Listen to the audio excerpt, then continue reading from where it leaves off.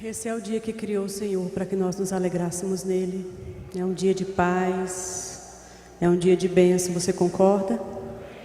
Amém. Vamos orar.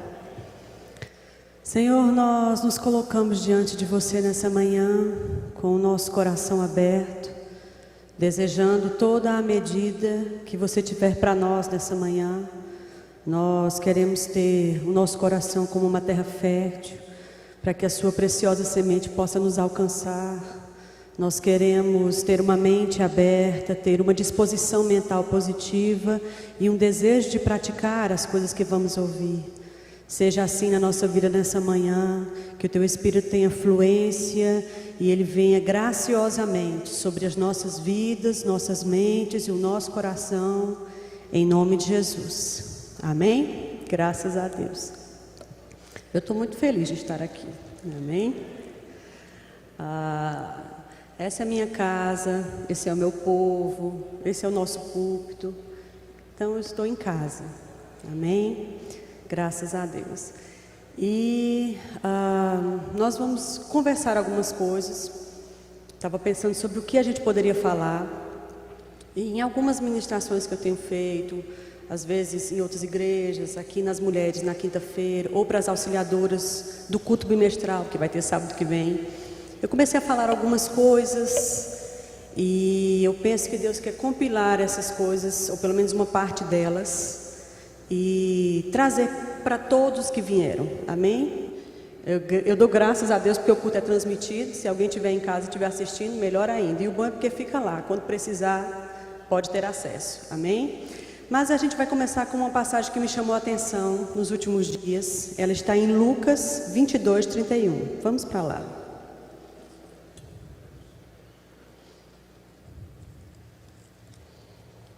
Lucas 22,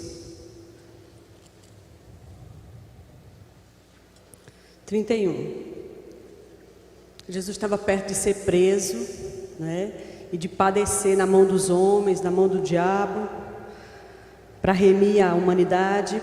Mas no versículo 31 do capítulo 22 ele diz assim: Simão, Simão, eis que Satanás vos reclamou para vos peneirar como trigo. Eu, porém, roguei por ti, para que a tua fé não desfaleça.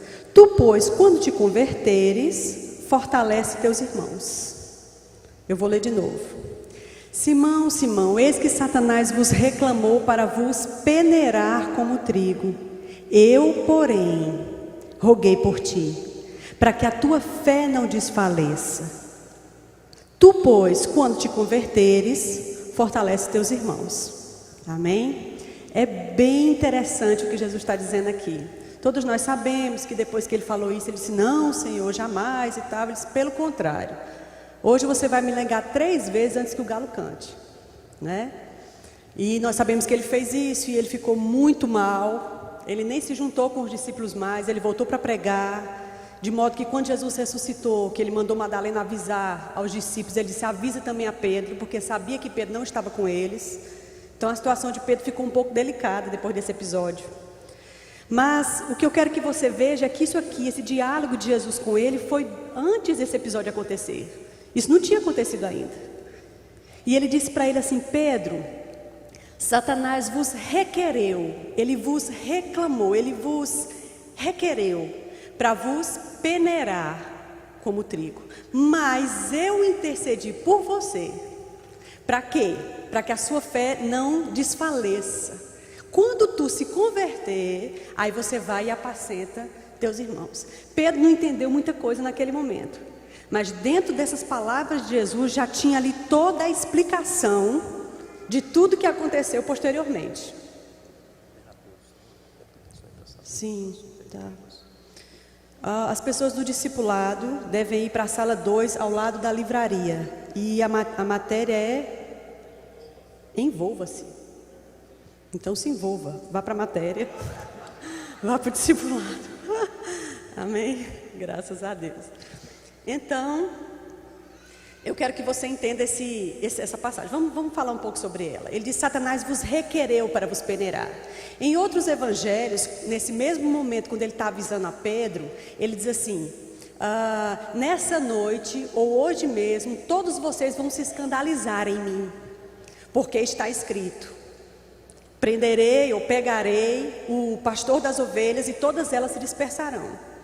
Então já havia uma profecia sobre esse dispersar dos discípulos. De fato, dos outros evangelhos, inclusive nesse, diz que quando eles lançaram mão de Jesus, os discípulos fugiram, os discípulos correram, e ele ficou sozinho, embora que alguns acompanharam à distância.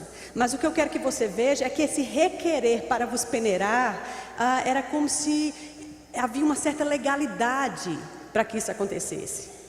Peneirar, o que é peneirar? Quando você precisa peneirar uma coisa, você sabe que uma peneira é algo que tem furinhos, uns mais largos, outros mais finos, dependendo do nível de peneira que você quer fazer no negócio.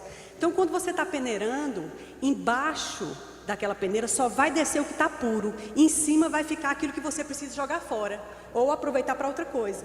Então, embaixo vai descer aquele produto refinado, em cima vai ficar o produto grosso. Eu achei interessante esse termo, para peneirar vocês. Ele requereu vocês para peneirar. E ele não disse só Pedro, ele requeriu você para peneirar você. Ele disse, ele requereu vocês, ou seja, todos 12 vão passar por isso aqui, esses poucos dias. Não é uma coisa só com você, Pedro, agora com você tem um extra. Por isso eu intercedi por você, para que você não desfaleça. Que extra era esse? Ele sabia que Pedro iria negar. E ele sabia o efeito que essa negativa ia ter sobre a vida de Pedro. Só que Pedro não entendeu ainda. Mas o que eu quero que a gente entenda, amada, é a obra de amor que Jesus teve nesse momento, se antecipando e dizendo: eu já sei o que Satanás vai fazer, mas não se preocupe, eu me antecipei e já tenho intercedido por você. Eu já tenho orado por você, eu já tenho tentado cercar você. Mesmo que Pedro não entendesse nada. Ele disse: olha, Satanás requereu, isso aqui já estava previsto. Quando eu for pego, vocês vão ser dispersos, vocês vão ficar amedrontados, vocês vão ficar escondidos, vocês vão ficar com medo de uma represália, vocês vão ficar duvidando se eu vou voltar mesmo. Embora eu passei 3 anos e meio com vocês, fazendo e sendo tudo que o Pai é, deixando claro que eu ia voltar. Mas mesmo assim a dúvida ainda vai se abater sobre vocês. Ou seja, o dia mau vai vir sobre vocês. O dia de trevas, o dia de dúvidas, o dia de angústias. O dia, Pedro, em que as suas convicções podem ser mexidas. Em que tudo que você passou 3 anos e meio ouvindo e vendo de mim possa ser questionado. O dia da peneira. Vocês estão comigo? Você já passou pelo dia da peneira? Parece que o dia da peneira não acaba nunca. Parece que ele é eterno. É uma noite que parece que não vai amanhecer nunca mais. É uma noite comprida, é uma noite profunda, é uma noite fria, é uma noite solitária. O dia mau, o dia da adversidade, o dia que parece que todos os demônios do planeta se juntaram só para machucar você. Eles colocaram um alvo bem em cima de você, e você é tudo que eles querem naquela noite, naquele prazo, naquele período. Amado, Jesus já disse: no mundo vocês terão aflições. Ele disse que o dia mau iria chegar. Vocês estão comigo? Mas o que eu quero é que você observe que nessa passagem Jesus já estava querendo demonstrar para Pedro uma generosidade da sua parte. Porque ele não já ia orar por Pedro mesmo, ele podia não fazer Pedro saber. Não é todo mundo que você chegou: olha, eu tenho orado por você, viu, Satanás, Deus me falou que Satanás vai armar uma coisa para você, mas eu tenho orado por você. Mas não precisa avisar. Mas quando acontece, ou antes de acontecer, alguém orou. Jesus poderia não ter avisado nada para Pedro. Mas por que ele fez? Não somente para animar Pedro e para ele se lembrar disso quando a peneira chegasse, mas também para que isso ficasse registrado para tantos quantos filhos mais na frente pudessem ler e entender essa passagem.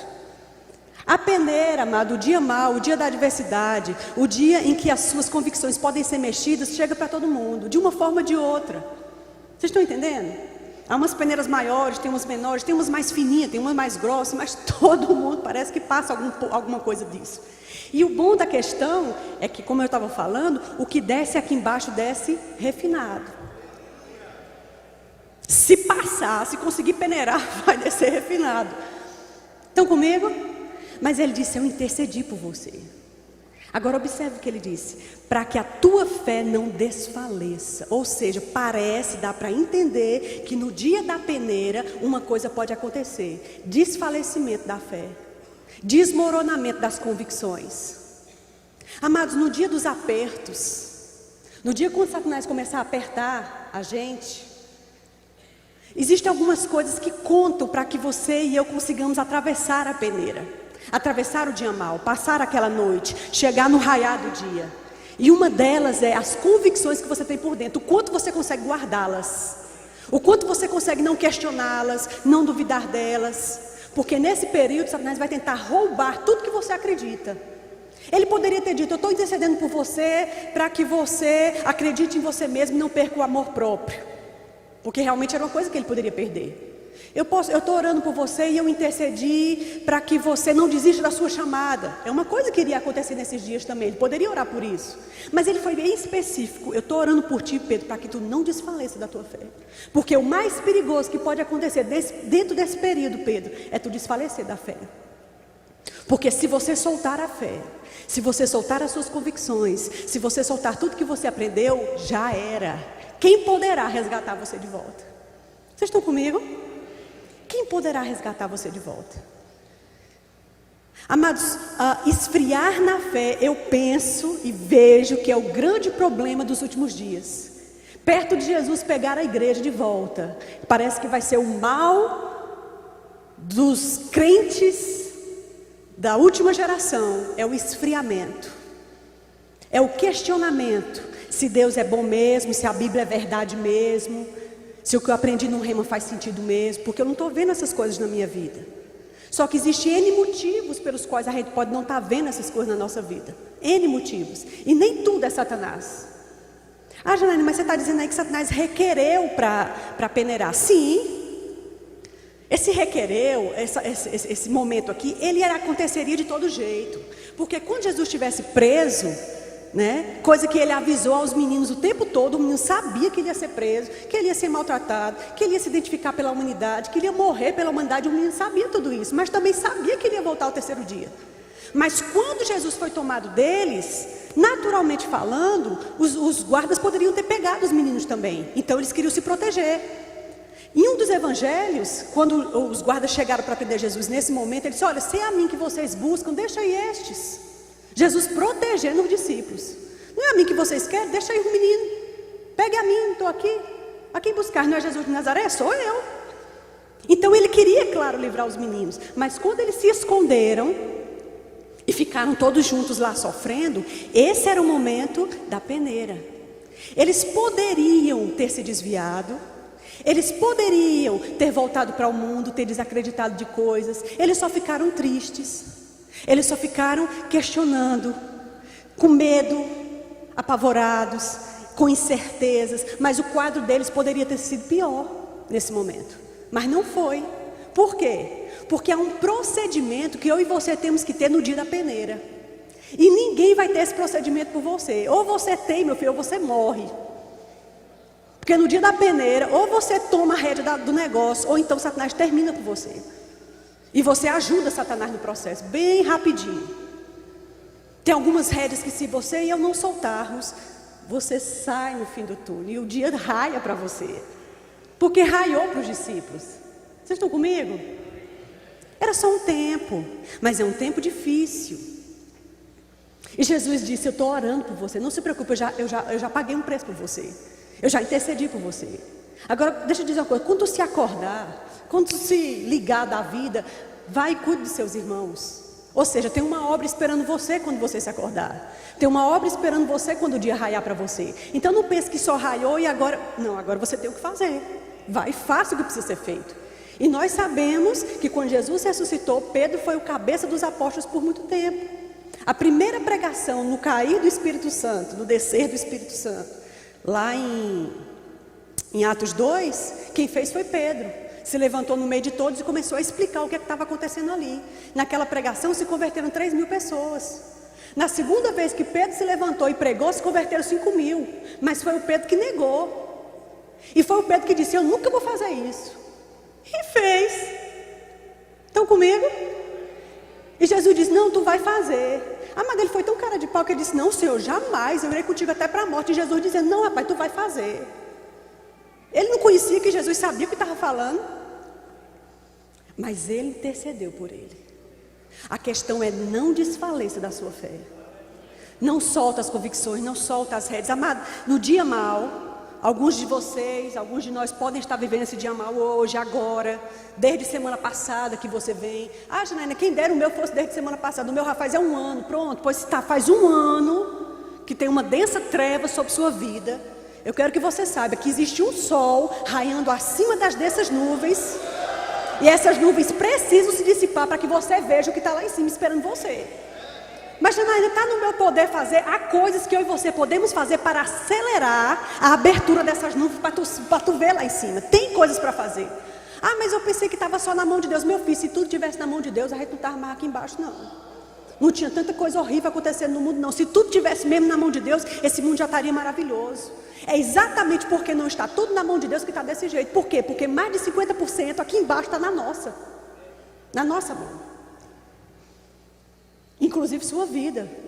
Sua vida está na sua mão. Amém? Quando você estiver no dia mau, no dia da peneira, a peneira vai aperfeiçoar você. Ela vai fazer descer coisas refinadas. Tenha paciência. Tenha perseverança. A perseverança precisa ter a sua obra completa. Toda a medida da perseverança. E então o sol vai raiar para você. Agora, dentro do período de escuridão, saibamos guardar o nosso coração. Saibamos guardar as nossas convicções. Não solta, não se perde. Não deixa de vir para a igreja, irmãos, por favor. Não, mas é porque eu me sinto mal vindo para a igreja. Como assim tu se sente mal? Se aqui que era o melhor lugar para você estar. Tem uma coisa acontecendo então. Amado, se eu e você nos afastarmos aquelas práticas, aqueles procedimentos, aquelas vozes que vão nos levar para o fim desse túnel, então esse túnel vai ficar eterno sobre nós. Se eu e você nos afastarmos daquilo que pode nos tirar desse buraco, então a gente não vai sair nunca. E só Deus e o convívio da sua palavra pode nos tirar desse lugar. Aí o povo fica triste, desanimado, a primeira coisa que faz é não vir mais para a igreja. Isso é um problema. Ah, mas eu não gosto daquela, meu filho, tem outra. Nós temos 5 verbos da vida aqui na igreja, na cidade. Mas eu não quero mais conversa com o verbo da vida. Pronto, meu filho, vá para a Bola de Neve. Vá para Sara Nossa Terra, vá para a presbiteriana aqui, mas vá para uma igreja, onde você pode ser alimentado. Você precisa ser alimentado. Vocês estão comigo? Mas dentro desse contexto eu quero te levar para um outro versículo. Lá em Hebreus 7. Tá tudo bem? Hebreus 7, 23.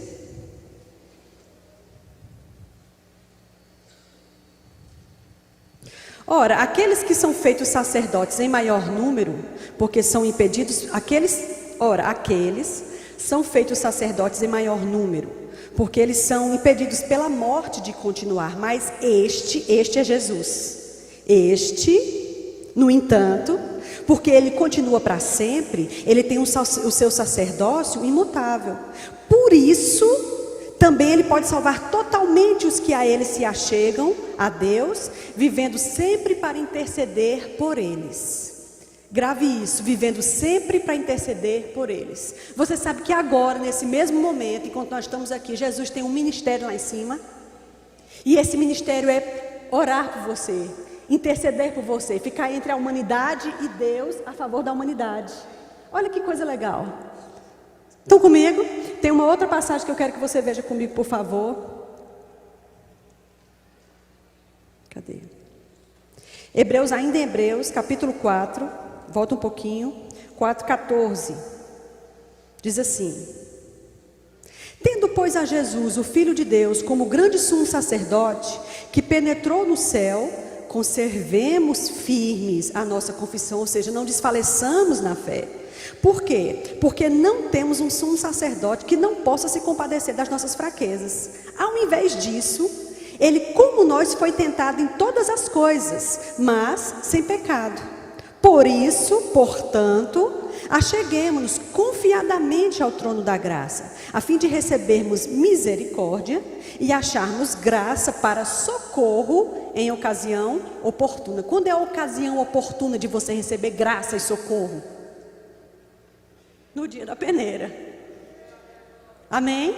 Ele começa dizendo assim: olha, nós não temos um sumo sacerdote, um intercessor, um advogado que não esteja apto a se compadecer de você, que não entenda as suas fraquezas, porque como nós, enquanto ele estava aqui embaixo, Satanás não poupou ele do mesmo jeito que não poupou a gente. Ele foi tentado em todas as coisas, só que com uma diferença: sem pecado. Diferente de nós, mas sem pecado. Mas Jesus esteve aqui embaixo e passou todas as coisas que você passa. Jesus, amado, deve ter sido tentado sobre dinheiro, deve ter sido tentado sobre relações sexuais, ele deve ter sido tentado sobre orgulho, sobre inveja, sobre ciúme, sobre contenda. Mas ele nem de longe passou perto disso. Ele não passou perto disso de jeito nenhum. Vocês estão comigo? Porque foi sem pecado. Mas o que eu quero que você entenda é que se Satanás não poupou o próprio Filho de Deus, antes veio falar com ele cara a cara, ele não vai fazer com você e comigo. Ele vai vir com força. Mas nós temos um advogado diante de Deus. Aquele que disse: Pedro, você vai fazer isso, isso, isso, mas eu já orei por você, para que você não desfaleça. E ele diz assim: portanto, já que a gente tem uma pessoa que entende a gente, que sabe o que é enfrentar Satanás, que sabe o que é ter que pagar a conta, porque Jesus teve que pagar, amém? Sabe o que é precisar comer, sabe o que é precisar vestir, sabe o que é precisar calçar, sabe o que é precisar pagar tributo, sabe o que é relações humanas. Ele tinha todo o tempo que ajeitar os meninos, porque os meninos faziam contenda entre eles. E quem senta do lado de Jesus, quem fica mais perto de Jesus, quem senta lá em cima, quem é que vai ter esse moído, Jesus tendo que corrigir, ajeitar todo mundo o tempo todo. Teve um momento que Jesus disse assim: ninguém precisava ensinar a ele o que era a natureza humana, porque ele bem sabia. Interessante isso. E ninguém precisava dizer a Jesus o que era a natureza humana, porque ele bem sabia. Ele sabia porque ele estava com o Pai quando o homem foi criado, claro. Amém? E ele sabia porque estava convivendo aqui embaixo, carne a carne, corpo a corpo, e ele entendia o que era a natureza humana. Então você não tem uma pessoa que não sabe o que você passa. Irmão, você não tem uma pessoa que não entenda seus pensamentos, que não entenda a sua angústia, que não entenda a sua solidão, que não entende você não se entender. Sabe aquele momento que você não se entende? Você não se conhece, você não entende você mesmo. Sabe que quando você está em determinadas situações, você pode apresentar uma face que você nunca viu, nem você mesma? Porque as situações e os cenários, eles fazem aflorar em nós uma determinada reação. Um determinado você, que você não sabia que poderia ser, por causa do momento. Mas quando o momento se dissipa, passou. Vocês estão comigo? Está tudo bem? E Deus sabe, e Deus entende. Ele está dizendo: você não tem uma pessoa que não passa, ou não passou as mesmas coisas que você. Aí ele diz: então, gente, já que a gente tem alguém que está apto para entender a gente, vamos nos achegar confiadamente ao trono da graça. Ele não diz: peça a Deus para te levar para lá, ore para um anjo te conduzir, peça a seu pastor para orar com você para a gente chegar junto. Ele diz: chegue você, vá você, amado, todo mundo tem acesso. Deus não está no canto que a gente tem que ir lá bater na porta dele, não. Ele está aqui dentro. É o tempo todo, é uma coisa do tempo todo. Quando ninguém estiver, meu filho, ele vai estar. Na sua solidão, no seu fundo de poço, quem está lá é ele. E não é outra pessoa, não, é ele mesmo. Para que a glória seja dele. Porque ele é o começo, o meio e o fim de todas as coisas. Você veio dele e volta para ele. É maravilhoso o ciclo da vida. Viemos dele e para ele voltaremos. Se não tivermos desfalecido, se não tivermos soltado a fé. Nos últimos dias a gente vai ver muito disso. Tudo bem? Você não pode culpar ninguém do seu desfalecimento na fé. Mas não tem mais. Mas fizeram assim, assim, assim comigo. Pronto, faça você assim, assim, assado. Porque naquele dia a prestação de conta é de você e Jesus. E não vai colar: Senhor, eu não te servi, eu me desviei por causa que o pastor, que o diretor, que não sei quem. Mas não importa. É a sua vida diante de Deus. Você tem um chamado, você tem uma vida para prestar conta diante de Deus. Você é casado e tem filhos, você precisa dar esses filhos saudáveis emocionalmente para Deus, espiritualmente para Deus. E isso é tudo que você terá que fazer. Haverá várias pedrinhas na sua coroa. Glória a Deus por isso. Tudo bem? Amado, eu e você temos que dar conta da nossa vida. Não espere que ninguém venha ficar puxando você o tempo todo, não, porque não acontece. Mas se eu e você soubermos guardar Não solte quem não solta você. Não solta quem não solta você. Gaste tempo com quem gasta tempo com você. Corra para quem está aberto para o seu abraço. Corra para quem está aberto para o seu sorriso. Só tem uma pessoa disponível para você 24 horas. E se tiver algum intervalo entre as 24 horas, ele quer também. Só tem esse. Estão comigo?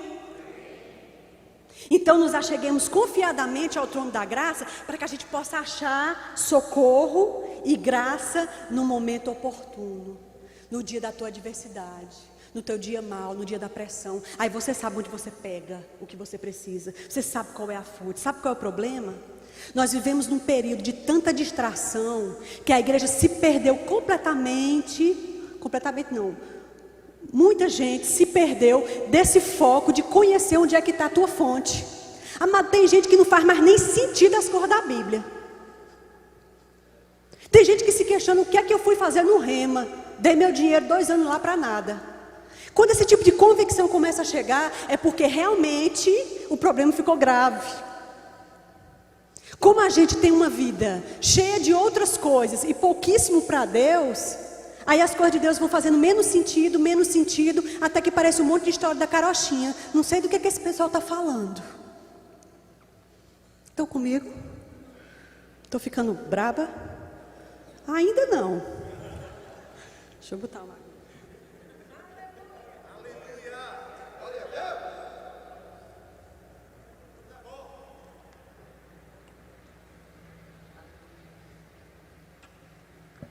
Graças a Deus.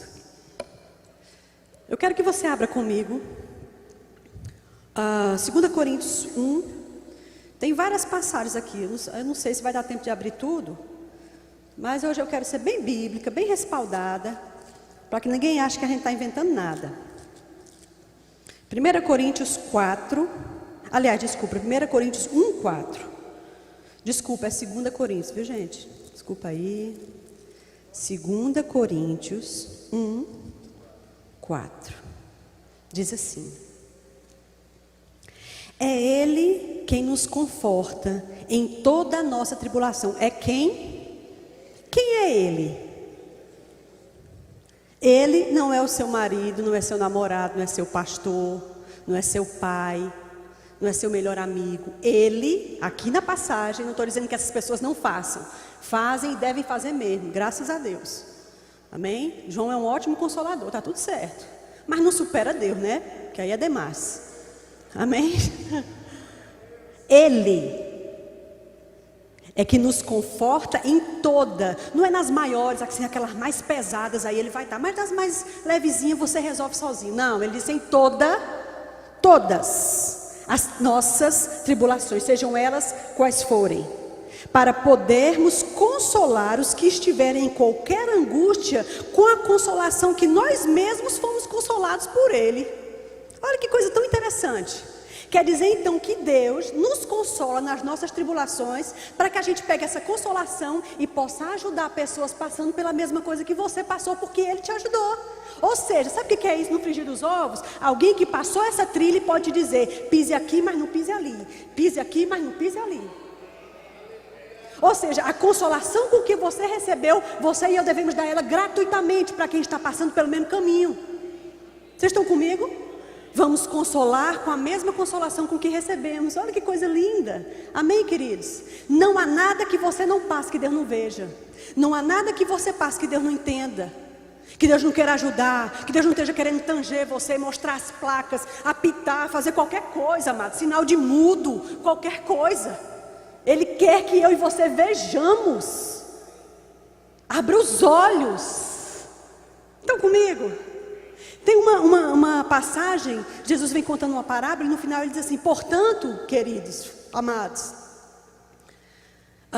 cuide cada um de si mesmo, é mais ou menos assim, para que quando o dono da casa vier, ele não vos pegue dormindo. Na minha Bíblia eu grifei esse termo, dormindo, porque ele me reportou as virgens e quando o noivo vieram, elas estavam dormindo. Que me reportou também aquela outra passagem que diz: levanta, Como é, João? Desperta, ó tu que dormes. Levanta-te dentre os mortos, aí então Cristo vai te esclarecer. Que interessante. Quer dizer então que pode ser que um dono da casa chegue e pegue a gente dormindo. Aí as virgens imprudentes também estavam dormindo. E então existe um tipo de sono espiritual que pode nos deixar semelhante a mortos, a defuntos. Estão comigo? Uma outra passagem, Jesus diz assim, que nós somos filhos do dia e não da noite. Ele não está querendo falar de não fazer nada de noite, ou de que a noite é do mal, a noite é das trevas, naturalmente falando sol e lua. Ele não está falando disso, ele está falando de trevas diabólicas e de luz divina, coisas distintas.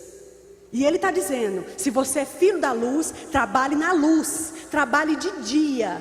Ou seja, tudo seu seja debaixo da clareza e da iluminação da própria natureza de Deus, que o Evangelho traz. Estão comigo? Ele não está falando de fazer coisas escondido. Ele está falando de ser um filho da luz e trabalhar com as armas da luz. Tudo bem? Vamos ver mais uma? Eu quero que você abra. Eu quero mostrar duas situações que eu achei bem legal, de atuações de Jesus. Algumas delas eu já falei aqui. João 9, por favor.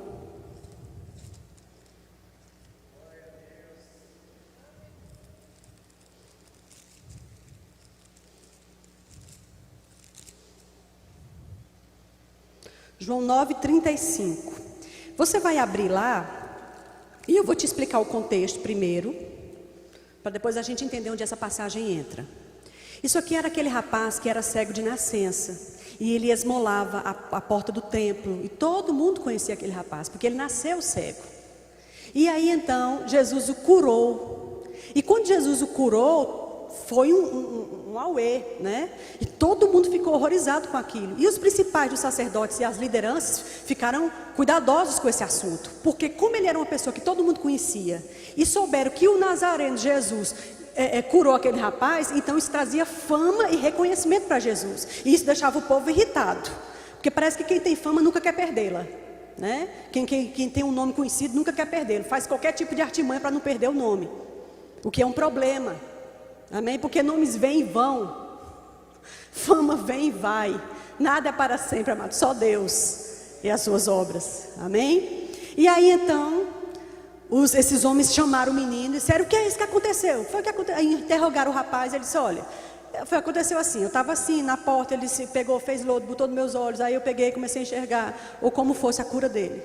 Aí ele disse: não, a gente não está acreditando que isso aconteceu, vamos chamar os pais do menino, chama aí os pais. Aí foram buscar os pais, e eles estavam bem agressivos, bem intimidadores, já tinham ameaçado de expulsar do templo. Expulsar do templo naquela época não era simplesmente dizer: te retira dessa igreja, vai, sai, sai, sai. Era diferente, porque o templo era o coração da sociedade da época, do judeu. Então você poder ter acesso ao templo e congregar no templo, nem que fosse, amado, lá naquele templo de fora, porque ele era dividido em átrios. As mulheres, por exemplo, elas não entravam no lugar onde os homens entravam. Os homens podiam ficar mais perto da plataforma. Vamos dizer que os homens podiam sentar nessas cadeiras. As mulheres ficavam daquele muro ali da nave para lá. Elas não podiam sentar aqui, mas poder ter acesso ao templo queria dizer que Deus tinha acesso a você, que você podia chegar a Deus, que Deus tinha uma aliança com você. Então, para um judeu ser expulso da sinagoga, é como se ele fosse cortado da aliança de Abraão, Isaac e Jacó. Isso era muito terrível para eles. Não era simplesmente dizer: te retira da igreja que eu não quero tu aqui mais. Era algo mais sério, entendeu? Então, estava passivo de ser expulso da sinagoga, quem não soubesse explicar direito aquela situação, né? E aí os pais do menino foram chamados. O rapaz não diz que ele era um homem já maduro, se entende que ele ainda era um rapaz, não devia ser um adolescente, mas devia ser um jovem, né? E quando chamaram os pais do menino, que interrogaram os pais, e eles disseram: não, olha, ele já tem idade, você pergunta a ele. Ou seja, os pais se esquivaram de defender o filho. Agora, amado, um filho que tinha nascido cego, que tinha sido pedinte, e esses pais se esquivaram de fazer a defesa desse filho diante dos líderes, só porque eles podiam ser expulsos da sinagoga, que era uma coisa grave para o judeu, mas um filho é uma coisa mais importante. Sabe que tem gente que vai te esquecer na virada? Sabe que tem gente que vai te deixar no meio do caminho? Por mais que pareça que essa pessoa deveria ter intercedido por você, deveria ter abraçado sua causa, deveria ter falado por você diante das lideranças, mas vai te soltar no meio do caminho. É bem interessante, porque os pais daquele menino deviam ter pego a causa daquele rapaz. Olha, é o seguinte, independente do que nós vamos pagar, o preço que nós vamos pagar, a gente quer te dizer uma coisa: nosso filho nasceu cego, mas agora ele está vendo. Se ele diz que foi aquele Jesus de Nazaré que fez isso, então deve ter sido assim. Pronto, é o que a gente pode dizer. Mas eles se omitiram e disseram: não, o menino já tem idade, pergunta a ele, pela misericórdia, se esquivando de salvar o filho. Aí eles foram para ele: só o menino, como foi essa história? Eu disse: olha, é o seguinte, eu já contei, porque vocês estão perguntando de novo. Uma coisa eu sei, eu era cego, e agora eu vejo. E outra coisa, a gente sabe que Deus não ouve a pecadores, mas aqueles que temem a Deus e querem fazer a sua vontade, Ele ouve. Se esse homem não fosse de Deus, ele não teria conseguido fazer esse feito. Aí eles olharam para ele e disseram: tu é nascido todo em pecado, quer ensinar a gente? Sai daqui. Ficaram bravos. Aí a Bíblia diz que depois desse episódio, que vai para lá e vai para cá e chama os pais, e o menino viu os pais negando de estender a mão para o menino. Você imagina a situação da alma desse rapaz. Diga: alma. Diga assim: a gente tem alma. Diga assim para o seu vizinho: deixa eu te dizer uma novidade, a gente tem uma alma, ó. Cenas dos próximos capítulos. Aí então entra essa passagem do capítulo 9, versículo 35, que diz assim: ouvindo Jesus que o tinham expulsado, encontrando-o, lhe perguntou: crês tu no Filho do Homem? Ele respondeu e disse: quem é, Senhor, para que eu possa crer nele? E Jesus lhe disse: já o tens visto, e é o que fala contigo. Então ele afirmou: creio, Senhor, e o adorou. E prosseguiu Jesus: eu vim a este mundo para juízo, a fim de os que não veem, vejam, e os que veem se tornem cegos. Pronto, eu quero chamar a atenção disso. Jesus ouviu dizer que o rapaz tinha sido expulso da sinagoga, coisa que os pais não queriam vivenciar de jeito nenhum. Mas o rapaz acabou sendo expulso da sinagoga. Ou seja, isso que eu falei, dessa tristeza de um judeu ser desligado, etc. Não é? Quando ele ouviu falar, expulsar o rapaz da sinagoga, Jesus, depois que tu curasse ele, Jesus o encontrou. Esse encontrando não soa para mim, eu não sei para você, mas não soa para mim que Jesus estava andando na rua, aí de repente topou com o menino. Para mim ele procurou o rapaz, porque quem encontra é porque estava procurando. Encontrando, ou seja, Jesus soube que o menino foi maltratado, soube que os pais não defenderam, soube que por fim ele foi excomungado da nação de Israel, pois ele foi atrás do menino. Mas agora deixa eu te dizer uma coisa: ele não precisava, porque ele já tinha dado ao menino o bem maior que o menino podia ter na vida, que era a vista. O que era ter acesso ao templo se o menino começou a enxergar? Nada. Ele podia viver a vida sem entrar no templo, mas ele conseguiu enxergar, estava curado, estava ótimo. Mas Jesus foi além da marca.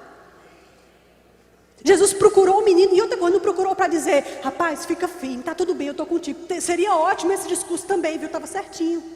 Mas eu acho que ele ainda foi além desse tipo de discurso. Ele disse assim: deixa eu te dizer uma coisa, tu crê no Filho do Homem? Senhor, quem é ele para que eu possa crer? Deixa eu te dizer uma coisa, sou eu que estou falando contigo. Amado, pouquíssimas pessoas, você conta nos dedos para quem ele disse: ei, eu sou o Cristo.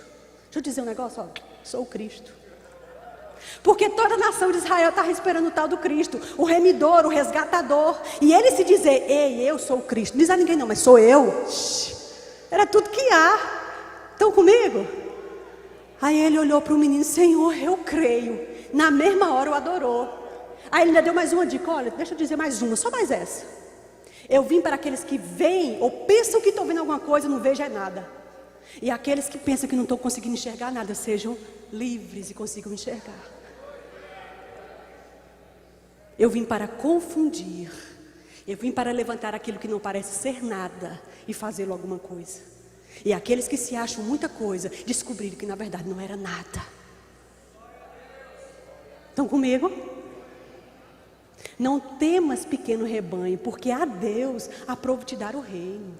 É uma coisa que deu na cabeça dele, amado. Deixa Deus fazer o que Ele quiser. Deu na cabeça dele que Ele queria te dar o reino. Pronto, receba. Amém. receba o reino, receba a graça, receba o socorro na ocasião oportuna. No dia da tua peneira, corra para quem pode te salvar. Saiba quem você é, guarde suas convicções. Uma hora o sol vai raiar nesse negócio, amado. Tem que amanhecer uma hora, amado. Amém? Se você não solta Deus, não tem para que Deus soltar você. Deus não desiste do que Ele tem para você, especialmente se for uma chamada, porque a chamada vem do ventre. Ninguém te dá a chamada, ninguém cria a chamada para você. Ou você tem ou não tem. Agora se tem, tem que dar conta dela. Eu quero dar conta. Você quer? Faça por onde? Vamos correr atrás, vamos fazer a nossa parte. O Deus que te vê em secreto te recompensará. Ah, mas diante dos nossos olhos a gente não está vendo nada. E quem é que disse que tem que ser na frente dos outros? No seu secreto, no esconderijo, no interior do teu quarto, da tua casa, naquilo que você tem acesso, na sua faculdade, na sua escola. Você é fiel, você é temente, você é um filho da luz, trabalha com as obras da luz, sabe se arrepender, sabe refazer caminhos, sabe tomar novas tangentes. Deus que vem em secreto te recompensará. Estão comigo? Tem mais uma outra ocasião que eu acho bem legal também. Eu estou terminando com ela. Ai, é quente aqui.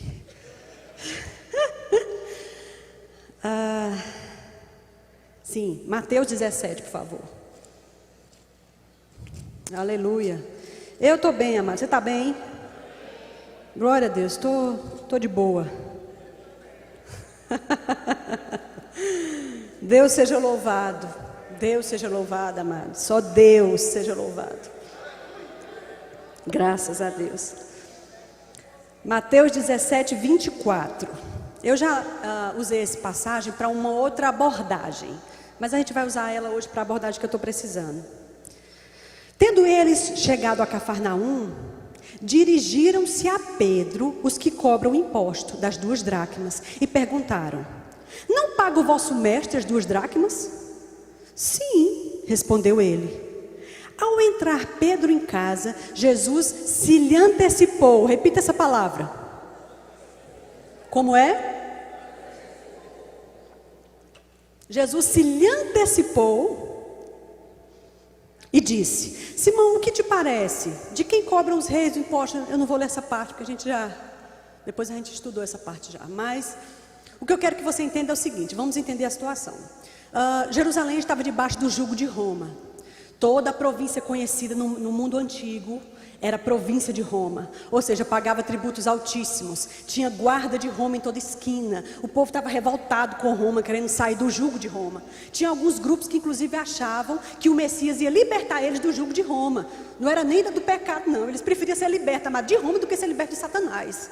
Para você ver como Roma era grave para eles. E o povo trabalhava e pagava impostos altíssimos. Ninguém gostava do cobrador de impostos, por isso que ninguém gostava de Mateus. Foi um susto Jesus ter chamado Mateus, porque era cobrador de impostos, Mas Jesus veio pegar aquilo que não parece para fazer ser, E aí então eles estavam chegando na cidade. Jesus só andava com os meninos, com os 12, Vai me dar alguma coisa? Obrigada. Ele só andava com os meninos, Muito raramente Jesus estava sozinho. E aí ele vinha chegando na cidade. A gente imagina que como eles eram muitos, com Jesus eram 13 homens, não andava todo mundo de braço dado, 13 homens numa fileira. Andava o grupo, uns mais na frente, outros mais atrás. Então eles estavam entrando na cidade. Talvez Jesus estivesse mais na frente, junto com Matias veio depois, desculpa. Com algum dos meninos na frente, Pedro vinha mais atrás. Quando Pedro foi chegando na cidade, que Jesus passou, os cobradores de impostos chegaram junto de Pedro e disseram: ei, teu mestre não paga o imposto não? Você percebe a intimidação? Os cobradores de impostos cercaram Pedro. Ele nem tinha ninguém ali, nem tinha João, nem tinha Tiago. Ele estava sozinho. Aí ele chegaram e disse: ei, teu mestre não paga o imposto não? Aí eles: paga. Mas eu imagino que Pedro ficou: oh meu Deus do céu, será que a gente pagou? Será que Judas conseguiu pagar esse mês? Por que eles vieram cobrar a mim? Por que eles não falaram com Jesus? Ah meu Deus, será que vão me prender? Pedro era um homem simples, pescador a vida toda, com muito sacrifício pagava suas contas. Não é à toa que Satanás aproximou os cobradores de impostos de Pedro. Um homem que sempre lutou pelo dinheiro, sempre lutou muito e suou muito para poder ter sustento para a família. Estão comigo? que provavelmente não era uma profissão bem remunerada, mas aqueles homens chegaram intimidando Pedro. Ei, seu mestre não paga não? Então eu imagino que Pedro ficou cheio de coisa na cabeça, e ele ficou cheio de questionamentos e de dúvidas. Pedro de novo, né? Parece que Satanás, tem algumas pessoas que parece que Satanás bota um alvo bem grande assim no seu peito, e ele diz: com você eu quero mais flechas, em você eu vou lançar mais. E aí Pedro, pensando nessas coisas, e eu imagino quantas coisas não podem ter passado pela cabeça de Pedro. Então, antes de Pedro começar a se questionar e ficar aperreado, se tem uma coisa que tira a paz é dinheiro, dívida. Antes de Pedro não dormir, de Pedro não comer, de Pedro entrar em remédio controlado, de Pedro entrar em síndrome do pânico por causa de dinheiro, Jesus se lhe antecipou. Pronto, eu quero chamar a atenção a isso aqui. Ele não deixou Pedro, eu quero ver até onde vai a maturidade de Pedro. Eu sei que o pessoal cercou ele ali, que deu uma prensa nele por dinheiro, deixa eu ver até onde ele vai. Eu vou fingir que não vi. Eu vou fingir que não sei, que ele está apreensivo, angustiado, aperreado, por uma dívida que não é dele. Eu vou fingir que eu não sei. Eu quero ver até onde vai a maturidade de Pedro. Não. Ele se antecipou para salvar a alma de Pedro, que estava cheia de coisa. Ele disse: ei, peraí, vem cá, deixa eu te dizer uma coisa. E aí a gente sabe a continuidade da história. Ele contou lá uma história e disse: o que é que você acha? Deve pagar tributo. Quem merece realmente pagar tributo? Os de dentro ou de fora? Não, senhor, eu acho que seria justo que fosse o de fora. Isso é o seu, eu também concordo. Mas para a gente não escandalizar, vai lá no mar, lança teu anzol. O primeiro peixe que tu pegar, abra a boca dele, vai ter um estáter, tu paga por mim e por ti. Agora ele poderia ter dito assim, presta atenção nesse detalhe: Pedro, tu vai pescar, pega um estáter, aí tu me dá, que aí eu vou lá e pago. Aí eu vou pagar por você também, viu? Não, ele disse assim: a afronta não foi tua, não foi a você que eles abordaram, não foi a você que eles intimidaram, vai lá e paga tu por mim e por ti. É interessante isso. Redimiu Pedro diante dos seus ofensores. A Bíblia diz que Deus vai preparar uma mesa diante dos seus opressores, e Ele vai, amado, fartar você diante de todo mundo. Ele vai cobrir a sua cabeça de óleo, o seu cálice vai transbordar.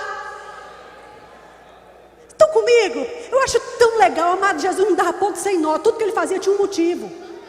Pedro foi cobrado por uma dívida de Jesus. E aí, teu mestre não paga não? Ele poderia ter dito: rapaz, faça o seguinte, pega ali o peixe por mim, eu vou fazer esse sobrenatural, porque achar um estáter dentro da boca de um peixe, Pedro, eu sei que você sabe que é sobrenatural, aí tu me dá que eu vou pagar. Mas ele disse: não, eu quero que você vá lá, nos mesmos camaradas que intimidaram você, e pague. Ou seja, mostre para eles que comigo você vai mais longe, comigo você pode fazer, que quando você depender de mim eu posso fazer sobrenaturais por você, Padre. Eu sei o que é estar aqui embaixo, eu sei o que é pagar a conta, eu sei o que é dívida, eu posso suprir você, Pedro, se você voltar e trabalhar. Ele não disse: se ajoelha ali, Pedro, ore e ore bem muito que vai florescer. Ele disse: volta lá no mar, que é a tua profissão, joga um anzol e pega um peixe. Ou seja, eu vou frutificar o fruto do teu trabalho, eu vou multiplicar a obra da tua mão. O trabalho para tudo é proveitoso, ficar só em palavras é que traz pobreza. Viste o diligente em sua obra, sobre rei será posto, não permanecerá entre os simples. Deus abençoa o diligente, o trabalhador, e ele faz sobrenaturais, porque por mais que Pedro trabalhasse, ele conseguia tirar um estáter de dentro da boca de um peixe, mas ele tinha anos de profissão e nunca achou nada dentro de um peixe. Pelo menos dinheiro não, deve ter achado outras bugigangas. Estão comigo? Que pudesse pagar o imposto pelos dois. Não, mas e o legal também é o seguinte: se a dívida era de Jesus, por que ele disse: paga por mim e por ti? Estão comigo? Diga assim: a gente serve a um Deus que vai além da marca. Amado, Deus vai além da marca. Ele é um Deus surpreendente. Tudo bem? Tiago 4. Daqui a pouco a gente termina. Aleluia. Quero que você abra em Tiago, logo depois de Hebreus 4, 6. Diz assim: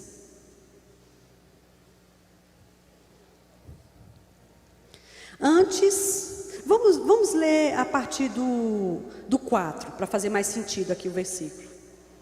Infiéis, não compreendeis que a amizade do mundo, ela é inimiga de Deus?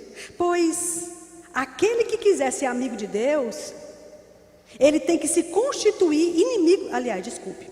Aquele, pois, que quiser ser amigo do mundo, ele se constitui inimigo de Deus.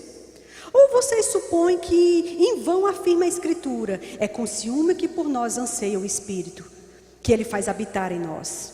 Antes, ele dá maior graça, pelo que diz, Deus resiste ao soberbo, mas dá graça aos humildes. Portanto, ou seja, porque ele resiste ao soberbo e dá graça ao humilde, sujeitai-vos a Deus, mas resisti ao diabo. Achegai-vos a Deus e ele vai se achegar a você. Purifique as mãos, pecadores, e vós de ânimo dobre, que hoje está aqui, amanhã está ali, hoje eu amo Deus, amanhã eu detesto, hoje eu gosto dos irmãos, amanhã eles me traem. É um problema, o bipolar espiritual. Limpai o coração, afligi-vos, lamentai, chorai.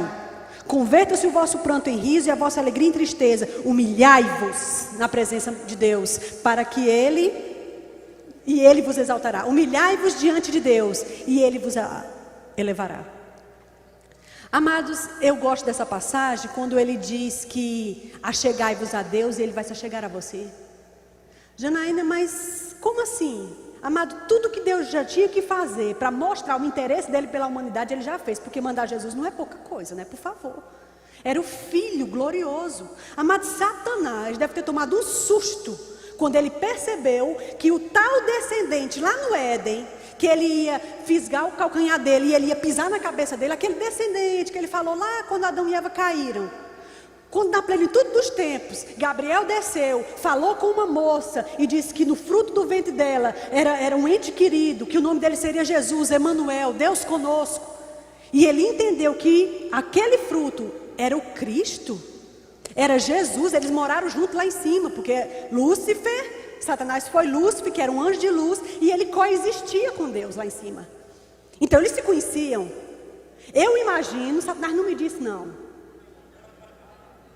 mas eu imagino que quando ele percebeu que esse tal desse descendente que ia pisar a cabeça dele era o próprio filho, ele disse: eu não acredito.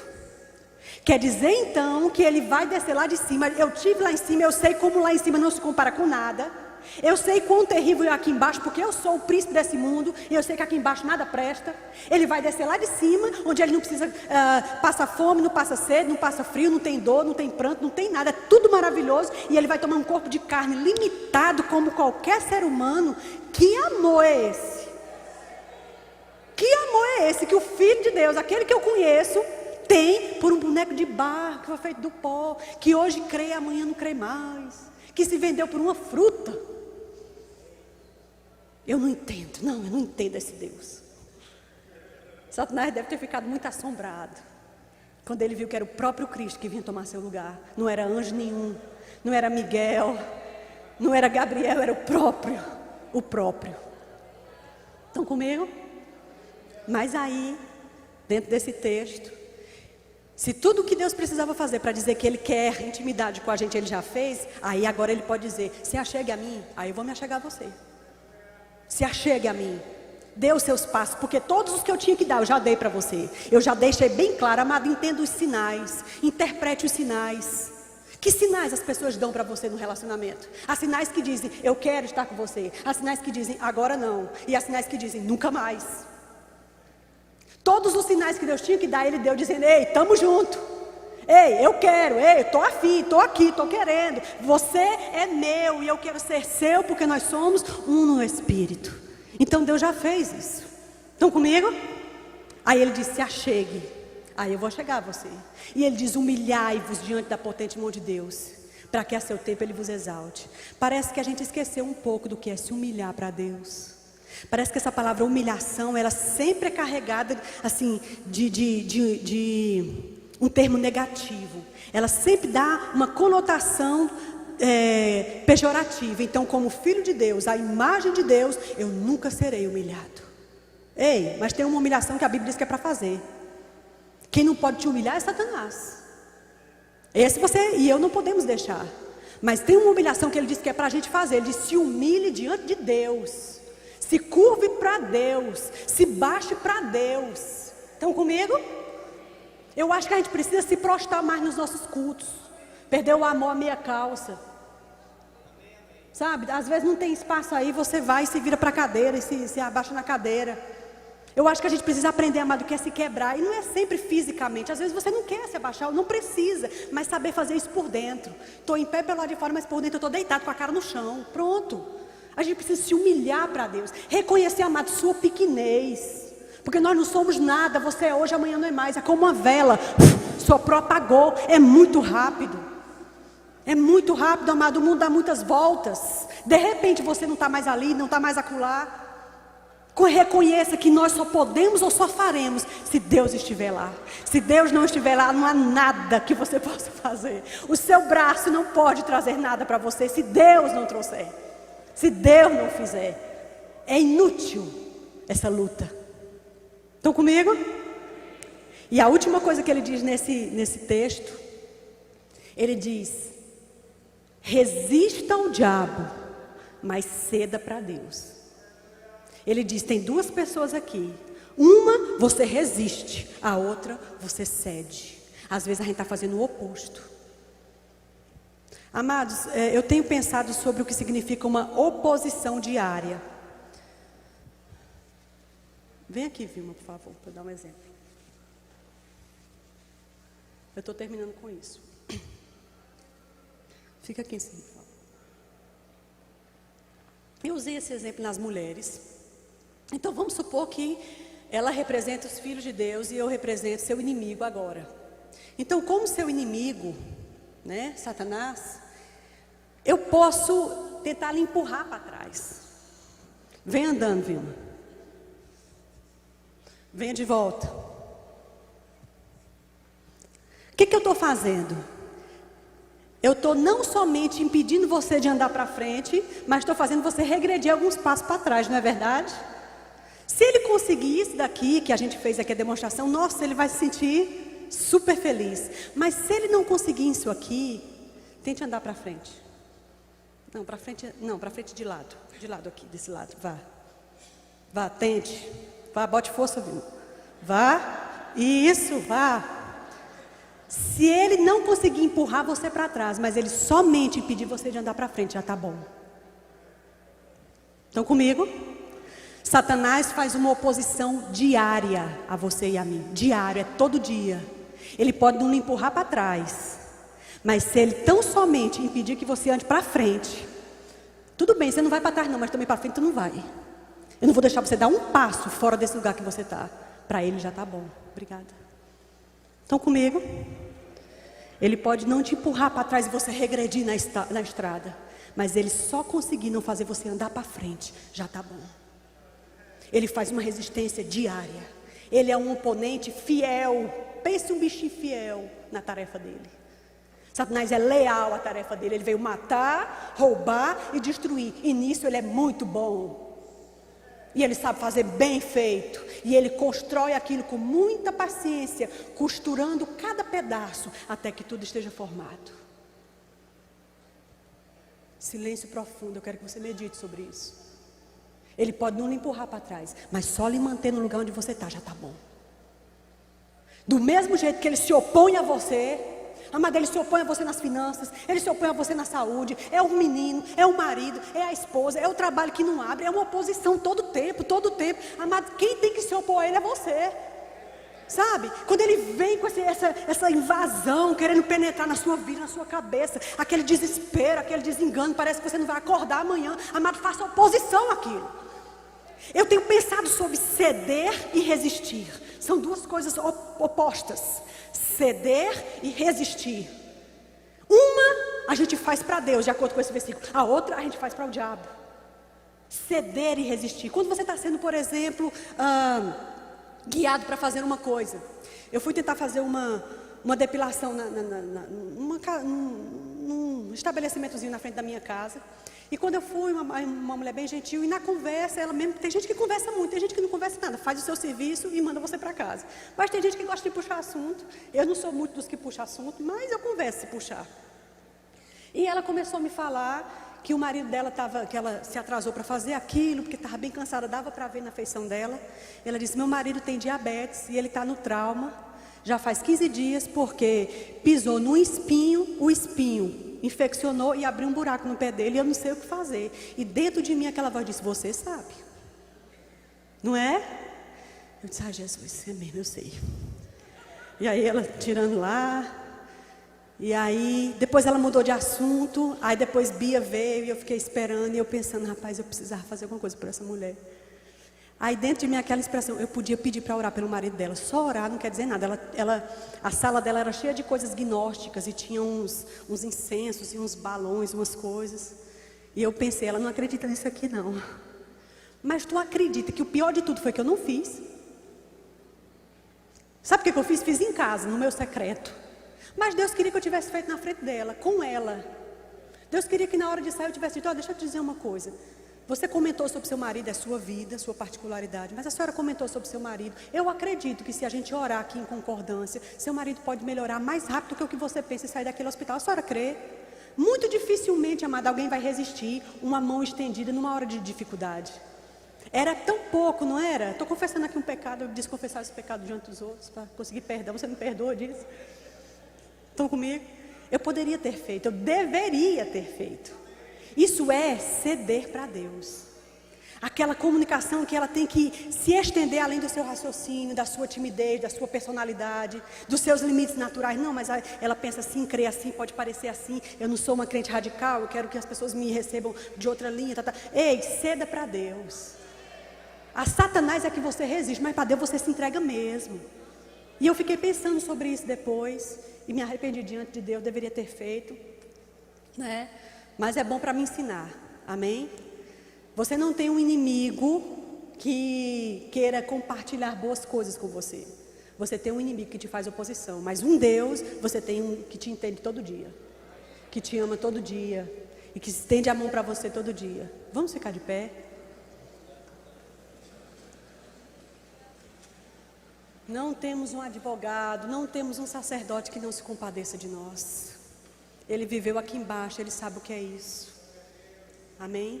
Deus não alisa erro, lógico.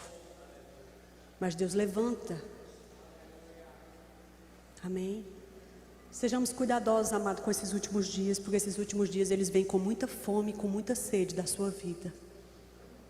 Esses últimos dias, eles vêm com muita fome e muita sede da sua vida, da minha vida, dos seus filhos, das suas finanças, da sua saúde, do seu casamento, da sua sanidade mental, de você se manter consciente das coisas. Deus tem intercedido por você para que a sua fé não desfaleça. No tocante à parte dele, Ele está fazendo. Façamos a nossa. Não solta as tuas convicções. Se tiver em dúvida de alguma coisa, amado, peça ajuda aos pastores. Venha conversar com as esposas do pastor. Eu estou começando a duvidar aqui de uma coisa. Você pode me ajudar? Talvez a gente não tenha as respostas que você precisa, mas a gente pode dizer, amado, uma coisa é certa. Se você não entender alguma coisa aqui, seja Deus verdadeiro e mentiroso todo homem, não solta Deus, porque Deus é que vai te levar para sair desse lugar de escuro. Nem tudo você precisa enfrentar sozinho. Amém? Até porque nós vamos consolar os outros com a consolação que recebemos. Então significa que tem que haver uma troca aqui. Amém? Fecha os teus olhos, eu quero orar com você. Oh, aleluia. Graças a Deus, Senhor. Senhor, nós nos colocamos diante de você nessa manhã. Essa não é mais uma escola dominical. Essa é a escola dominical em que nós viemos neste domingo para receber a porção desta manhã. E nós queremos te agradecer pela sua fidelidade, porque você repreende ao filho que ama. Eu quero te agradecer, Senhor Jesus, porque você é um perfeito intercessor, que vive para interceder por nós. Você sabe o que são os dias maus, e você nos ajuda nas nossas fraquezas. Eu te agradeço, Senhor, porque os olhos do Senhor estão sobre o seu povo, e a sua mão estendida para levantar, para apoiar, para ajudar, para guiar. Muito obrigada. Nós queremos realmente te agradecer de todo o coração, porque se não fosse você, nada aconteceria. É você que é o dono de todas as coisas na nossa vida. Nós dependemos completamente da tua misericórdia, da tua graça, do teu favor, do teu perdão. Se não for você, Pai, não seria nada. Nós nos humilhamos diante da potente mão de Deus. Nós cedemos para Deus. Nós fazemos oposição ao diabo, mas para Deus a gente se curva. A Deus a gente se dobra. Para Deus a gente baixa a cabeça. Para Deus a gente diz sim, pois não, eis-me aqui. Nós cedemos para você, em o nome de Jesus. Aleluia. Graças a Deus. Amém, queridos? Graças a Deus. Pensa sobre essas coisas. Em nome de Jesus. Pode sentar. Aleluia.